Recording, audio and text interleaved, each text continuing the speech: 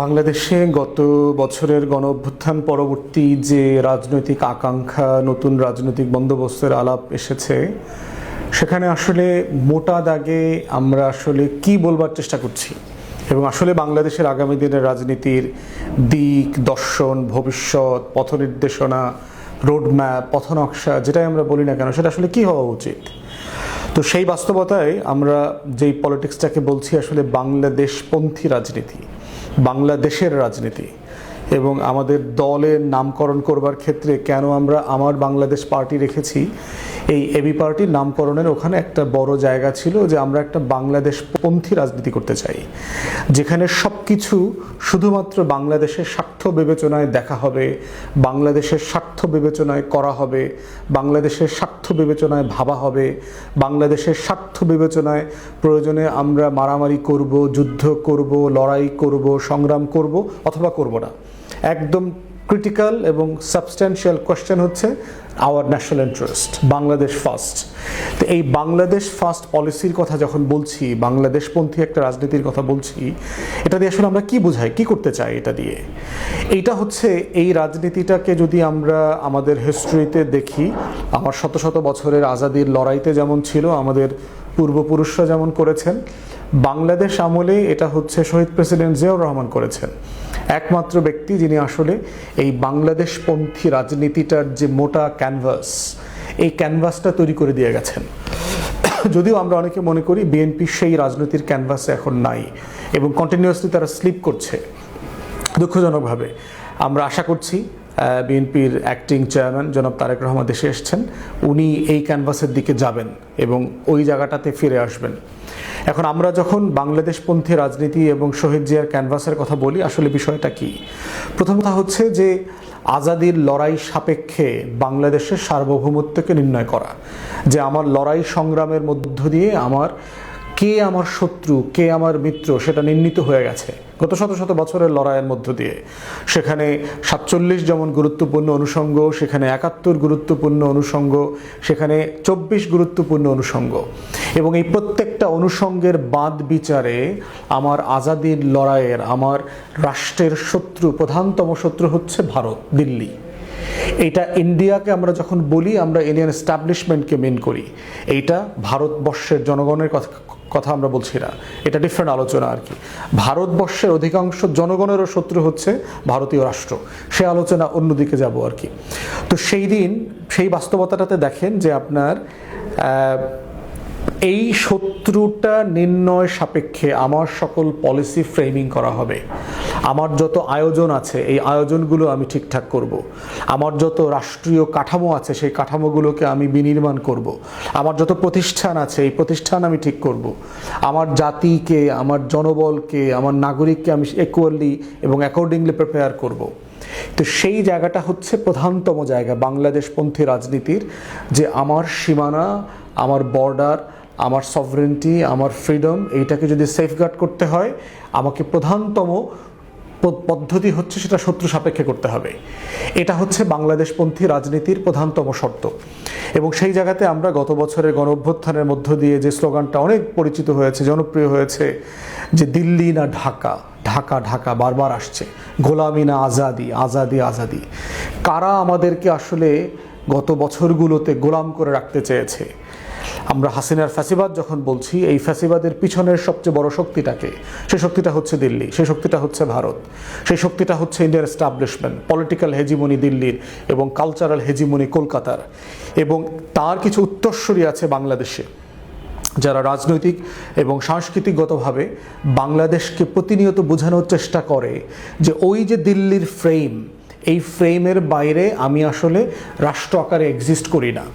এর বাইরের ফ্রেমে, দিল্লির ফ্রেমের বাইরে, কলকাতার কালচারাল হেজিমনির ফ্রেমের বাইরে চিন্তা করলেই আমাকে তকমা দেওয়া হচ্ছে আমি স্বাধীনতা বিরোধী, আমি মুক্তিযুদ্ধ বিরোধী, স্বাধীনতার বিপক্ষ শক্তি।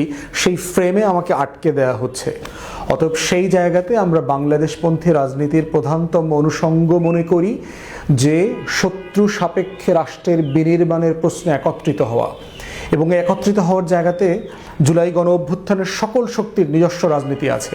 বিএনপির নিজস্ব রাজনীতি আছে, জামাতের আছে, ইসলামী আন্দোলন বাংলাদেশের আছে, এনসিপির আছে, এবি পার্টির আছে।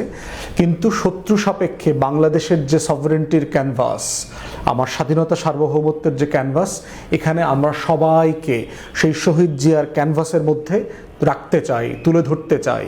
এবং এই দূরত্বটা এখানে যদি বেড়ে যায় তাহলে দিন শেষে আমাদের শত্রুরা বেনিফিশিয়াল হবে।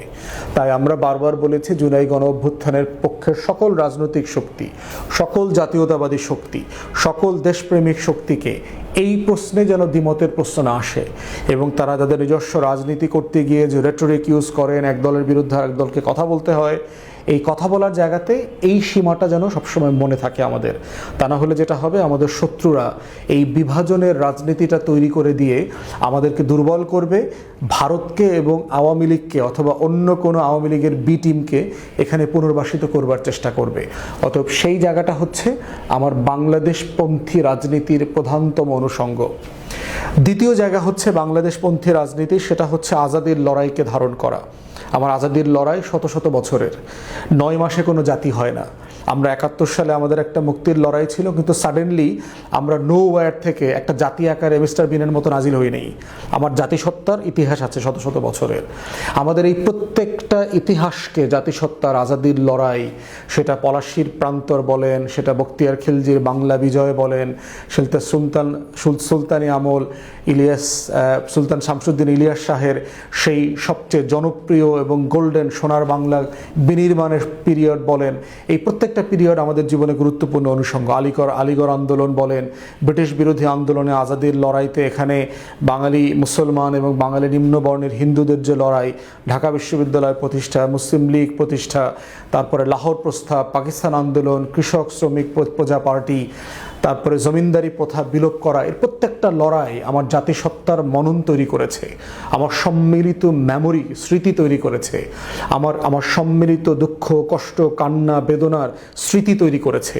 আমার হিরো কারা এবং কাদেরকে আমার উপর হিরো আকারে চাপিয়ে দেওয়া হয়েছে, যারা গুন্ডা সন্ত্রাসী বদমাইশি করত, বিজেপির অখণ্ড ভারতের হিন্দুত্ববাদী সন্ত্রাসবাদী রাজনীতি করত, তাদেরকে এই রাষ্ট্রের গুরুত্বপূর্ণ গ্লোরিয়াস ফিগার আকারে আমাদেরকে পরিচয় করানো হয়েছে, যেটা খুব দুঃখজনক। তাই এই বাংলাদেশপন্থী রাজনীতির দ্বিতীয় গুরুত্বপূর্ণ অনুষঙ্গ হচ্ছে আমার শত বছরের আজাদির লড়াইকে ধারণ করা, লালন করা, পালন করা। তৃতীয় হচ্ছে বাংলাদেশে ধর্ম প্রশ্নকে যেভাবে ডিসকার্ড করা হয়, যে ইসলাম ধর্ম, মুসলমানদের কালচার, আমাদের ঈদ উদযাপন, আমাদের রোজা, আমাদের শবে বরাত, শবে মেরাজ, কদর পালন করা, দাড়ি টুপি, এই প্রচণ্ড রকম একটা দেখবেন যে বাংলাদেশ রাষ্ট্রের সাথে মুখোমুখি দাঁড় করানো হয়েছে। তাহলে মুক্তিযুদ্ধ কারা করেছে? তারা কি মুসলমান ছিল না? তারা কি এই দেশের মানুষ ছিল না?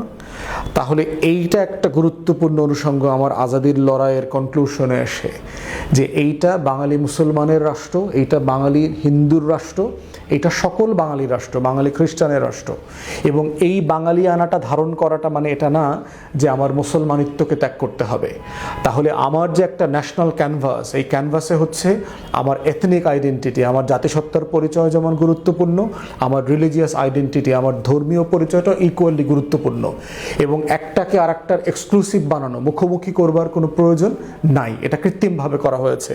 এবং কৃত্রিমভাবে করে যেটা হয়েছে, মুসলিম আইডেন্টিটিকে সাপ্রেস করা, মুসলমানদের কালচারকে সাপ্রেস করা, মুসলমানদের সংগঠনকে হেয় করা, মুসলমানদের কাপড় চোপড় পোশাক, হিজাব, দাড়ি, টুপি, জুব্বা, এগুলোকে হেয় করবার একটা কনসিস্টেন্ট এবং পারসিস্টেন্ট অ্যাটেম্পট আমরা গত 5-6 দশক ধরে দেখেছি।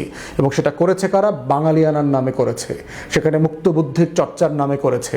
এবং এটাই হলো কলকাতার কালচারাল ফ্যাসিবাদ এবং হীনমন্যতা, যারা মুসলমানের ঘরে জন্মেছে কিন্তু মুসলমান ধর্মকে ওন করতে পারে না, ধারণ করতে পারে না, তারা পরে আশ্রয় নিয়েছে কলকাতার কাঁধে গিয়ে, এবং সেটা বাঙালি হয়ে। কিন্তু কলকাতার বাঙালিরাকে তার হিন্দুত্ববাদ কি পরিত্যাগ করেছে? করে নাই তো। অতএব সে যেটা চাপিয়ে দিয়েছে সেটা তো সে নিজে পরিত্যাগ করে নাই। তাহলে আমার এইখানকার জাতিসত্তা বাংলাদেশ পন্থার জন্য আমার ধর্মীয় পরিচয় যেমন গুরুত্বপূর্ণ, ইকুয়ালি আমার এথনিক আইডেন্টিটিও গুরুত্বপূর্ণ। এবং এই পুরোটাকে ধারণ করার মধ্য দিয়ে হচ্ছে আগামী দিনের বাংলাদেশপন্থী রাজনীতির বিনির্মাণ হবে। চতুর্থত হচ্ছে এখানে ভূ রাজনীতিতে আমার দেশকে এবং আমার ফরেন পলিসিকে অ্যালাইন করার চেষ্টা করা হয় ডানে বামে, দিল্লিতে, চায়নায়, পাকিস্তানে, পশ্চিমে। এই প্রত্যেকটা সম্পর্ক আমার রাষ্ট্রের জন্য গুরুত্বপূর্ণ। শত্রু সাপেক্ষে যেহেতু আমার রাষ্ট্রের বিনির্মাণের প্রশ্ন আছে, শত্রুর সাথে যার সম্পর্কে সমস্যা আছে, শত্রুর বিপক্ষে যে আমাকে নিরাপত্তা দিতে পারবে, আমার রাষ্ট্রের সভরেন্টিকে গ্যারান্টি করতে পারবে, এমন প্রত্যেকটা সম্পর্ককে আমরা ভ্যালু করব, এমন প্রত্যেকটা সম্পর্ককে আমরা বাঁচিয়ে রাখবো, টিকিয়ে রাখবো এবং এই সম্পর্কগুলোকে ওন করব।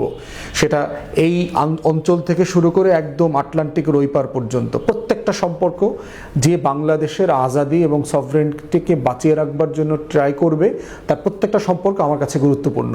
এবং এই সম্পর্কটা লড়াইয়ের মধ্য দিয়ে তৈরি হবে, বর্তমানের বাস্তবতায় তৈরি হবে। সেটা অনেক বছর আগের একটা সম্পর্কের কানাঘুষার উপরে ভিত্তি করে তৈরি হবে না। বাংলাদেশ পন্থার আরেকটা বিষয় হচ্ছে যে নতুন করে সম্পর্ককে রিঅ্যাসার্ট করা। আমাদেরকে প্রত্যেকটা সময় আমরা দেখেছি যে ৭১কে কেন্দ্র করে আমার সম্পর্ক বিনির্মাণের একটা কালডিসাক তৈরি করা হয়েছে, একটা ন্যারো টানেল তৈরি করা হয়েছে যে এর বাইরে আর কোনো রিলেশনশিপ নাই। অতএব সে জায়গায় এটা গুরুত্বপূর্ণ যে লড়াই সংগ্রামের মধ্য দিয়ে ২৪-এও নতুন করে একটা সম্পর্কের জন্ম হয়েছে। যে একসময় আমাকে অমুককে ঘৃণা করতে শেখানো হয়েছে কারণ আমার দাদার সাথে তার দাদার সম্পর্ক ছিল, এই জন্য আমাকেও আজকে ওই নাতির সাথে এই নাতির সম্পর্ক খারাপ করতে হবে। এটা লড়াইয়ের সম্পর্ক না। ২০২৪-এর আন্দোলন, সংগ্রাম, লড়াই, আজাদির মধ্য দিয়ে এবং প্রত্যেক দিন আমার স্বাধীনতা, আমার সার্বভৌমত্ব, আমার সভরেন্টির প্রতিটা প্রশ্নের মধ্য দিয়ে হচ্ছে আমার নতুন নতুন সম্পর্ক বিনির্মিত হচ্ছে। এবং এই বিনির্মিত সম্পর্কই হচ্ছে নতুন করে আগামী দিনের বাংলাদেশ পন্থী রাজনীতিকে সলিডিফাই করবার জায়গা। অতএব পুরাতন কোনো বস্তা পচা চেতনা ব্যবসা চাপিয়ে দিয়ে আগামী দিনের রাজনীতিকে বিভক্ত করা, বিভাজন করা মানে হচ্ছে দিল্লির গোলামির ফাঁদে পা দেয়া। অতএব সেই রাজনীতিটা, সেই জায়গাটা যেন আমরা কেউ না করি। অতএব এগুলো হচ্ছে মোটা দাগে যে বাংলাদেশপন্থী রাজনীতির ক্যানভাস। এবং এর প্রত্যেকটা জায়গাতে দেখবেন শহীদ প্রেসিডেন্ট আউটস্ট্যান্ড করেছে, কারণ তিনি এই জায়গাটা বুঝতে পেরেছেন, ধরতে পেরেছেন। এবং আমরা সবাই বোধ করছি আগামী দিনে এই বাংলাদেশপন্থী রাজনীতির মধ্য দিয়েই সরকারি দল, বিরোধী দল, ডান, মধ্য ডান, বাম সবাই আবর্তিত হবে। এবং এই ক্যানভাসটাই হচ্ছে বাংলাদেশকে আজাদ রাখার একমাত্র ক্যানভাস। এবং রাজনৈতিক বিভাজন অথবা রাজনৈতিক বিভক্তি এই ক্যানভাসের বাইরে গিয়ে করলে আলটিমেটলি দেশ বিপদে পড়বে, শুধু রাজনৈতিক দলগুলো না। ৯৫, ৯৬-এর অভিজ্ঞতাগুলো সবাই মনে রাখবেন যে এই বিভাজনের রাজনীতি, এই দিল্লির ফ্রেমের বাইরে গিয়ে রাজনীতি করবার জায়গাটাকে যদি আপনারা কম্প্রোমাইজ করেন, তাহলে দিন শেষে আপনারা আবার লেন্দুব দর্জিদের নামে দেশটা গোলামে পরিণত হবে। এবং বাংলাদেশে ইতিমধ্যেই আমরা দেখতে পাচ্ছি বিভিন্ন জায়গায় ক্ষমতার ভরকেন্দ্রে মির্জাফর, ঘসিটি বেগম, জগৎ শেঠ, উমিচাঁদ, রায়দুল্লভ, লেন্দুব দর্জি, কৃষ্ণপদ রায় চৌধুরীদের আনাগোনা আমরা দেখতে পাচ্ছি। তাই ২৪-এর পক্ষের মানুষদেরকে, যারা শহীদ ওসমান হাদির রক্তের বদলা নিতে চেয়েছেন, বিচার চেয়েছেন, সেই পুরো জনগোষ্ঠীকে আমরা বলছি যে ইনকিলাব যদি জিন্দাবাদ রাখতে হয়, বাংলাদেশের আজাদিকে যদি জিন্দাবাদ রাখতে হয়, তাহলে এই বাংলাদেশপন্থী রাজনীতিই হচ্ছে আমাদের একমাত্র ভবিষ্যৎ, দিক, দর্শন। এবং এর বাইরে আর কিছু নাই। সবাইকে ধন্যবাদ।